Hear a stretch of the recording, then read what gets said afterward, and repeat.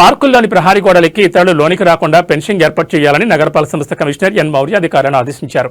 ప్రజా ఫిర్యాదుల పరిష్కారంలో భాగంగా గురువారం ఉదయం 18వ వార్డులోని రాయల్ నగర్లోని తోడా పార్క్, ఆర్సీ రోడ్ పరిసర ప్రాంతాల్లో పారిశుద్ధ్య పనులను ఇంజనీరింగ్, హెల్త్ అధికారులతో కలిసి పరిశీలించారు.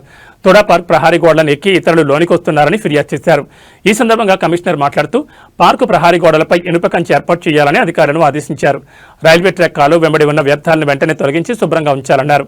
డ్రైనేజ్ కాలువలను శుభ్రం చేసి చెత్తను తొలగించాలని అధికారులను ఆదేశించారు. ఆర్సీ రోడ్ అండర్ బ్రిడ్జ్ వద్ద కుచించుకుపోయిన మ్యాన్ హోల్ ఇనుప గేట్ సరిచేయాలని తెలిపారు. తెలుగుగంగ పైప్ లైన్ మరమ్మతులు చేసి నీటి వృధాను అరికట్టాలని ఇంజనీరింగ్ అధికారులను ఆదేశించారు. కుటుంబ సమగ్ర సమాచార సర్వేని వేగవంతం చేయాలని స్వర్ణ వార్డ్ కార్యదర్శులను ఆదేశించారు.